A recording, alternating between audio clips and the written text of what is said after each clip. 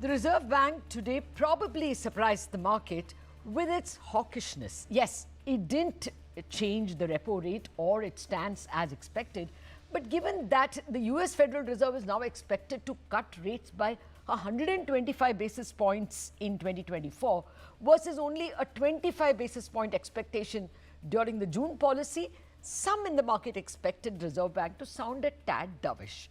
On the contrary, there were signs of hawkishness in the statement and in the press conference. The CPI forecast, inflation forecast for the current July, August, September quarter has been upped to 4.4% from 3.8% earlier. That is one sign. The second, the Reserve Bank has forecast inflation for the first quarter of FY26 next year at 4.4%, whereas in the MPR, the Monetary Policy Report in April, they had forecast it at 4%. That is the CPI for FY26. So, is the RBI correctly cautious, rightly cautious, or is it overcautious? What about its other warnings on poor deposit growth, on top-ups on home loans? To answer all these questions, I have with me an elite panel. I have Mr. Dinesh Khara, the chairman of State Bank. He's joining in just a bit. We are also joined by Mridul Sagar, who is professor at IIM Kozhikode, but a former member of the Monetary Policy Committee and ex-RBI ED. B. Prasanna is the head of Global Markets Group at ICICI Bank, and Sabinan Chakraborty, Chief Economist, Citi India. Gentlemen, thank you very much indeed for your time. First, this doubt I have. The expectation was that maybe, some wriggle room they will make for themselves in case they have to, cut in December or earlier. Mridul, what could have been the thinking of the Reserve Bank? Why didn't they allow themselves that wriggle room? Latha, I think the biggest problem which a central bank faces is that if it indicates that if there is a shift in conditions, they might pivot, then they will prematurely ease financial conditions. If you see data hard, I think the banks have already lowered the lending rate instead of raising the lending rate over the past 2 months on the fresh deposits. That's the RBI data which says. On the deposit side, they have not lowered, just 2 basis point fall is there in 2 months. But on lending side, there has been fall. So if you give a signal, then probably the deposit rates would ease at a time where there's already a huge issue about the mismatch of credit and deposit ratios. So the incremental credit deposit ratio being pretty high and including the investment number. So banks are growing at 128% roughly of the deposit growth. So there is this liquidity angle which the governor hinted at, and which I had also mentioned in media around a week back about the financial stability risk emanating from it. So I think that's what is keeping Reserve Bank on cautious, and inflation has risen to 5+, whereas the target is 4. So it's very difficult to sort of signal. If the pivot comes later, it would be when already sort of we see hard numbers that the growth is getting affected, which is not the case as of now. Okay. Yeah, which is what the governor also pointed out, that we still don't have any clear evidence of a US slowdown. But Mr. Khara, welcome to the show. Thank you very much for your time. This is a very important point that Mridul just made, if you heard him, that actually banks' loan rates have gone down a bit in the past few weeks, although there is a war out there for deposits. Can you explain? This seems to have, impressed on the Reserve Bank as well. How do you drop lending rates when actually your deposit costs are clearly going up? I fully agree with you, and that is something which you have seen. So actually what has happened is that there is a change in the interest rate structure when it comes to the lending. A lot of loans are being priced linked to the T-bill, and today the way T-bill is behaving, in fact, the market is actually from that perspective, as far as T-bill is concerned, it's coming down. But when it comes to the liquidity issues, that actually forces banks to go for the higher cost of deposits. So this is the kind of a market where we are all operating today. So some of the loans are linked to MCLR, some of the loans are linked to T-bill, and it depends on the bank and the kind of interest rate benchmark which they are following.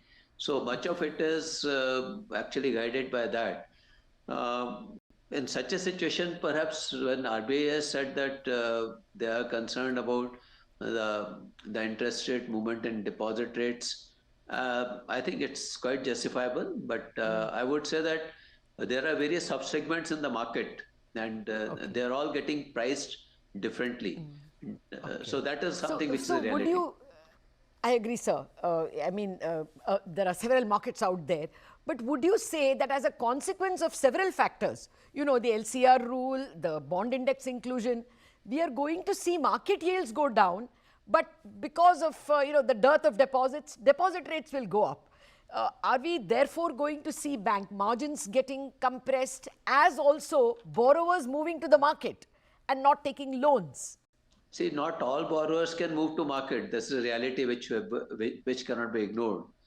And also, not for every kind of facility they can move to the market. So I think even market has got its limitation in terms of their capability to absorb such kind of business opportunities.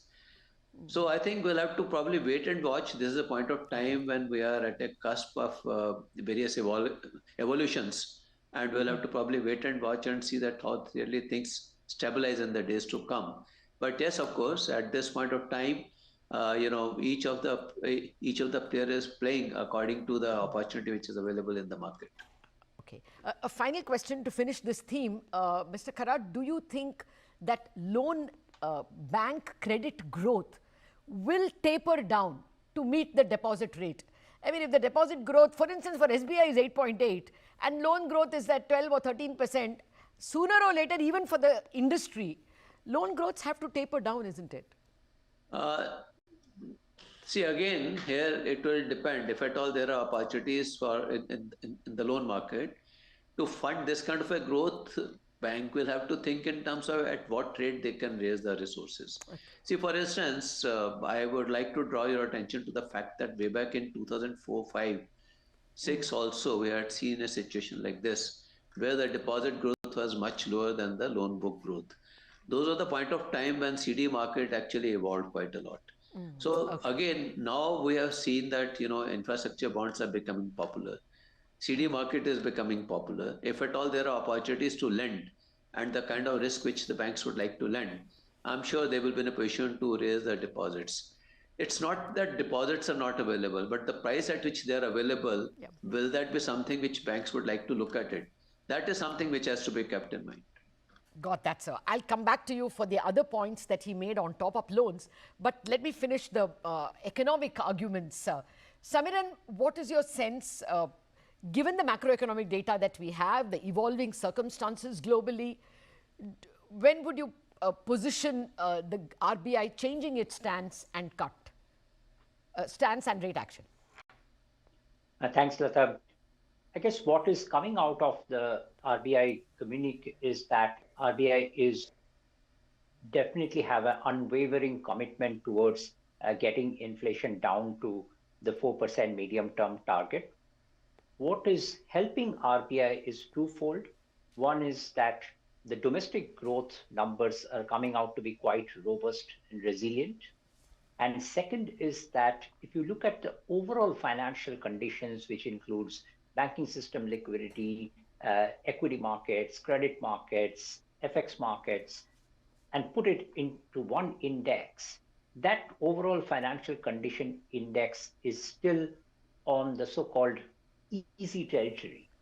And that's why RBI does not need to cut interest rates very aggressively to support growth.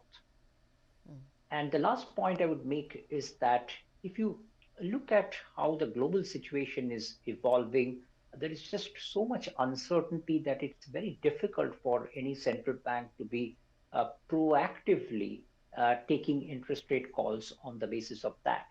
So given where our current growth and inflation forecasts are, we think that the first rate cut could be deferred till April 2025. Maybe the stance change happens just a little before that. But as of now, there is no urgency that is there with the RBI to tinker with rates. And as the governor has always maintained that for orderly evolution of financial markets, a stable and predictable policy regime is what is warranted. And the RBI is delivering on that front. I take your point. Actually, the RBI very cleverly did not hike rates but made liquidity tight last July when inflation numbers came in at 7.8, and they have effectively given a rate cut by bringing back the liquidity, so to speak. So the call rate has clearly gone down from 6.75 to 6.5. So that perhaps would count as a rate cut, a stealth one. Prasanna, do you think that the Reserve Bank was actually defending the currency?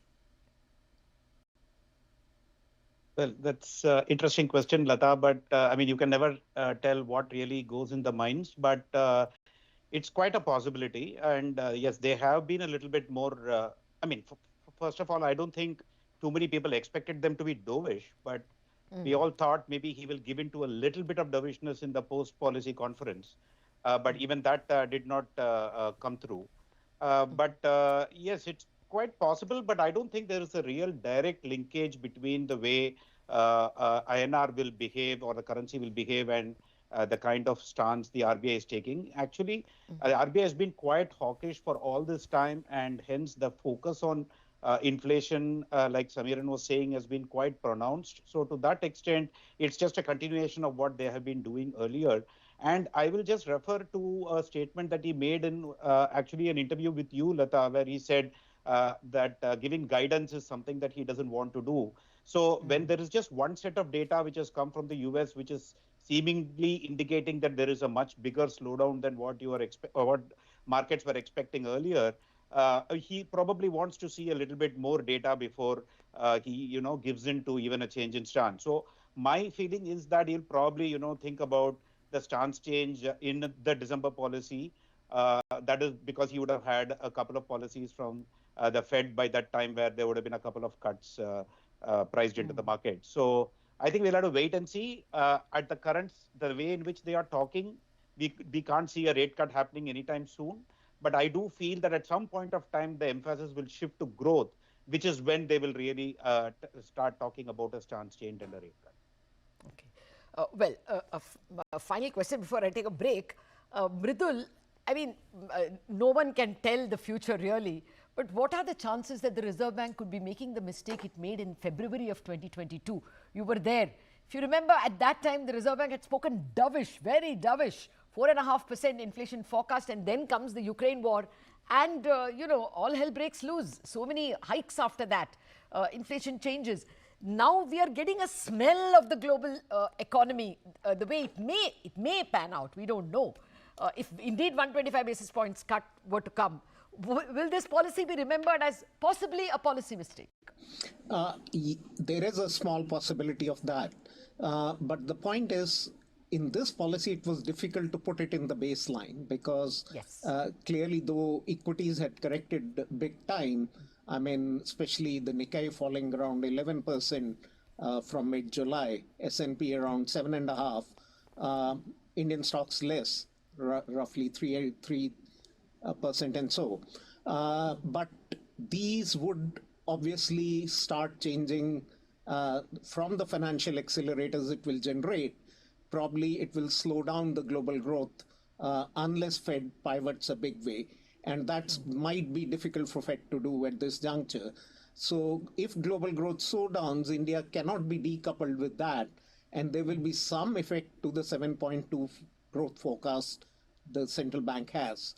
I'm not sure it will fall as much as 6.5, which the economic survey says, which to my mind was rather a number which supported a fiscal GFD to GDP ratio, which looked more credible at the number there of 4.8, which was put in the budget for 4.9. If you assume a nominal GDP growth of 11.5%, this number could have been 4.4%. So the nominal GDP projections of the government were a big constraint in the growth numbers. So I see it would be somewhere averaging between the RBI forecast and the government forecast. And there will be some pressures coming down later in the year or early next year for RBI to start changing the stance and give a notional rate cut. But let us be mindful of the fact that RBI is just around neutral. RBI has never tightened in this monetary cycle.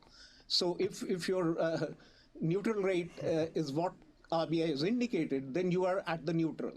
Whereas Fed has raised it to 525 basis point, and therefore they have a room to cut. RBI doesn't have a room to cut. That's absolutely right. For all you know, Reserve Bank is going to have the last laugh, and this question, is superfluous.